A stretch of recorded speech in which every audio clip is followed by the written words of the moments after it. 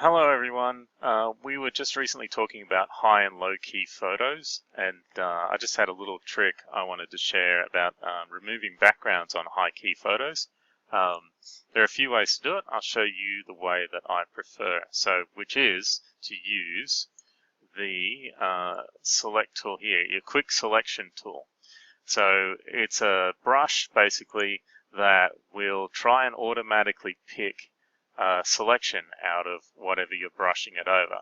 So usually you make it around about the size of a person's eye in your photo, and you'll just brush it over the areas that you want to select. So we'll go over the face. You'll see it's already picked up the face. It's missing this bit of hair out there. So I'll grab that, go down to the neck and body here, and that's done a pretty good quick selection around the whole body here, missing the background. But you'll notice that it's not quite perfect. It's missed out a little bit up the top here. It's a few stray hairs that are not really getting selected. So what we do to fix that up is we use a tool called Refine Edge. Now the Refine Edge tool here is used for fixing up your selections and making the edges of them a bit more accurate. So we'll start off at the top here. You've got a couple of view modes. So you've got your basic marching ants. You've got a few different overlay, like the overlay with a red. So they'll show like a red tinge over the top of the photo. You've got it on black. You can put it on white, which doesn't show up anything because we're already on white. You can do black on white, on layers, and reveal layer and all that sort of stuff. So generally speaking, I like to use the overlay one because it actually lets you see what's underneath what you're selecting. So here we can see the bits that haven't been selected, the hair and what have you. The next thing I'll show you here is the biggest tool that we use here, which is the Refine Radius tool. So it's like a little brush, just like the Quick Select tool.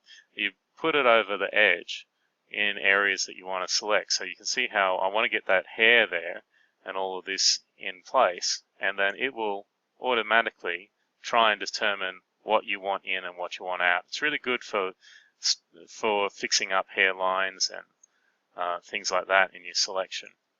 See, as we run over this, it does a pretty good job of making sure all that nice soft edge is properly selected.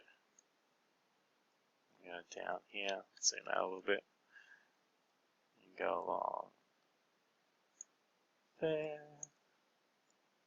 and back here, along there, over the funny looking ear, and down the back over the scruffy looking head. There we go. So that will give you most of what you need for that.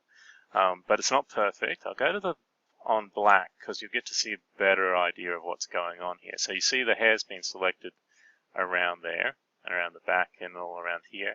But you can see here on the face, just to zoom in here, that there's some black.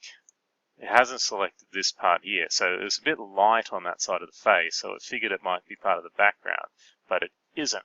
So what I tend to use is this Erase Refinements tool. So it's kind of like an undo on the previous tool. And it works really well at saying, hey, that's not right, I didn't want you to pick that one up. So usually run it over areas like that you actually want in a shot.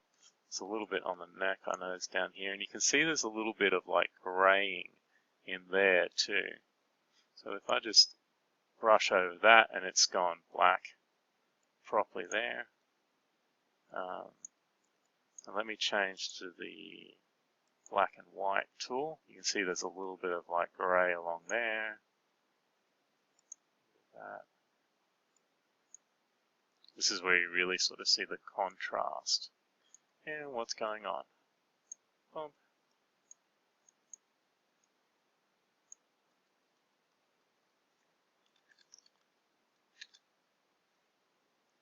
So a couple on the back here. There's some bits on the ear. There we go. So now you can see that makes a fairly good selection. Go back to the overlay there. And now, the last step in this one here is because we've got that white background, sometimes you can get like a bit of a white line around the edges of your selection. There's a little thing here on the output called decontaminate colors. If you click that, what it'll do is it'll try and work out what the background color is, and then just try and remove that from your shot. So if you're shooting on like a green background or a blue background or something like that, it'll help get rid of that sort of green halo that you can get from those backgrounds.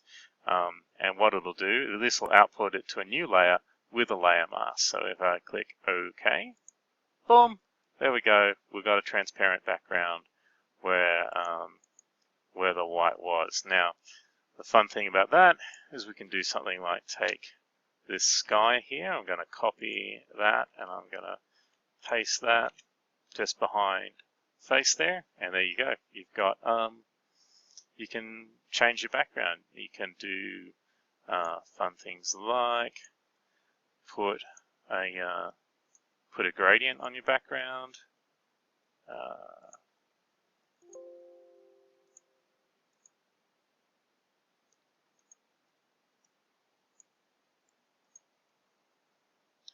Do those sorts of fun things as well. So you can change up your background however you like, and just do whatever you need to. So that's just a quick little run through selecting something off a background and replacing it in Photoshop. Thanks very much. See ya.